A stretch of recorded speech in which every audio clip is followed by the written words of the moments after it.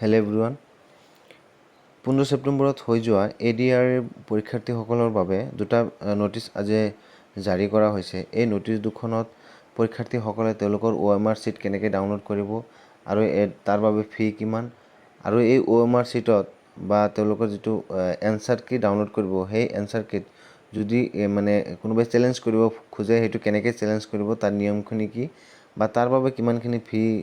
ধৰি দিয়া হৈছে এই গোটেইখিনি কথা আলোচনা কৰিম। আমি এই নোটিছ দুখনত কি আছে সেইটো ডিটেইলছ এতিয়া চাই লওঁ। ইয়াতে কৈছে যে 15 ছেপ্টেম্বৰত হৈ যোৱা যিটো ADR গ্ৰেড 3 এক্সাম হৈছিলে SSLC লেভেলৰ সেইটো এটা অনলাইন পৰ্টেল মুকলি কৰি দিয়া হ'ব আৰু সেইটোত পৰীক্ষাৰ্থীসকলে তেওঁলোকৰ যিটো এনসাৰ কি বা তেওঁলোকৰ যিটো OMR চিট আছিলে তাৰ সফট কপিটো তেওঁলোকে ডাউনলোড কৰিব পাৰিব আৰু এইটো 27 তাৰিখৰ পৰা 27 ছেপ্টেম্বৰৰ পৰা 15 অক্টোবৰ তাৰিখলৈকে তেওঁলোকে এইখিনিৰ ভিতৰত তেওঁলোকে ডাউনলোড কৰিব পাৰিব আৰু এইটো 27 ছেপ্টেম্বৰৰ 11:30 AM পৰা আৰম্ভ হ'ব আৰু এইটো 15 অক্টোবৰলৈকে এই লিংকটো খোলা থাকিব। মানে এইখিনি সময়খিনিৰ ভিতৰত তেওঁলোকে নিজৰ যিটো OMR চিট সেই OMR চিটৰ যিটো সফট কপি সেই সফট কপিটো তেওঁলোকে ডাউনলোড কৰিব পাৰিব এই যিটো সেৱা অনলাইন যিটো পৰ্টেল আছে সেই পৰ্টেলটোৰ পৰা আৰু এই পৰ্টেলটোৰ পৰা তেওঁলোকে যিটো স্ক্যান কপি বা সফট কপি ডাউনলোড কৰিব পাৰিব ইয়াৰ বাবে তেওঁলোকে 50 টকা এটা ফি তাতে পে কৰিব লাগিব। 50 টকা ফিটো পে কৰিলে তেওঁলোকে নিজৰ স্ক্যান কপিটো ডাউনলোড কৰিব পাৰিব আৰু তাৰ বাবে যিটো আইডি আৰু পাছৱৰ্ড থাকিব সেই আইডিটো তেওঁলোকৰ যিটো এপ্লাই কৰা সময় যিটো এপ্লিকেশন আইডি আছিলে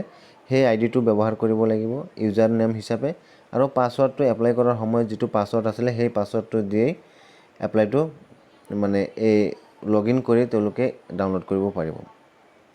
তাৰ পিছত on receipt of application with payment the concern candidate will receive SMS in his her registered mobile number within a period of 1 week আৰু এক সপ্তাহৰ ভিতৰত তেওঁলোকে ৰেজিষ্টাৰ্ড মোবাইল নাম্বাৰত এটা মেছেজ পাব আৰু সেই মেছেজটো পোৱাৰ পিছত the applicant can download the scan copy আৰু সেই মেছেজটো পোৱাৰ পিছতহে ডাউনলোড কৰিব পাৰিব। আগতে ইয়াৰ বাবে এপ্লাই কৰিব লাগিব 50 টকা ফি এটা তাতে পে কৰিব লাগিব। পে কৰাৰ পিছত মোবাইলত এটা কনফাৰ্মেশ্যন মেছেজ আহিব। মেছেজটো অহাৰ পিছত তেওঁলোকে আকৌ লগইন কৰি সেইটো ডাউনলোড কৰিব পাৰিব। তাৰ পিছত আৰু এটা নটিফিকেশ্যন আহিছে ইয়াতে ক্যান্ডিডেটে যে এইটো ডাউনলোড কৰিব ডাউনলোড কৰাৰ পিছত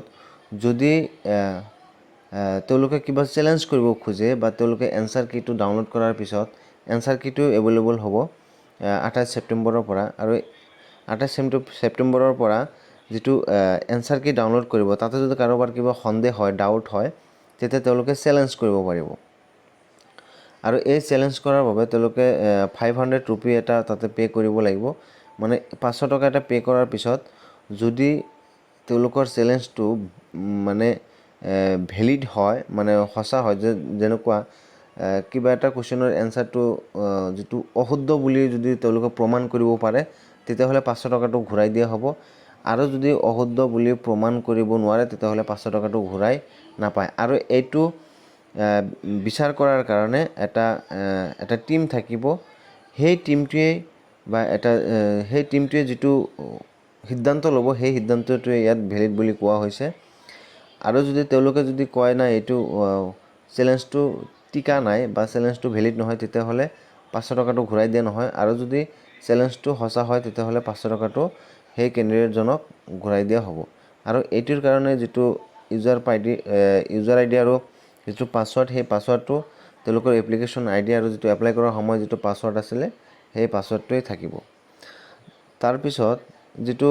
soft copy of 6 set of question paper এইটো অলৰেডি এভেইলেবল অন তেওঁলোকৰ কুৱেশ্চন পেপাৰটো অলৰেডি sevaonline.org উপলব্ধ এতিয়াও সকলোৱে ডাউনলোড কৰিব পাৰিব আৰু ডাউনলোড কৰাৰ পিছত যিটো এনসাৰ কি তেওঁলোকে প্ৰকাশ কৰিব সেই এনসাৰ কিটো তাতে মিলাই চাই যদি সেইটো সন্তুষ্ট নহয় তেতিয়াহ'লে চ্যালেঞ্জ কৰিব পাৰিব।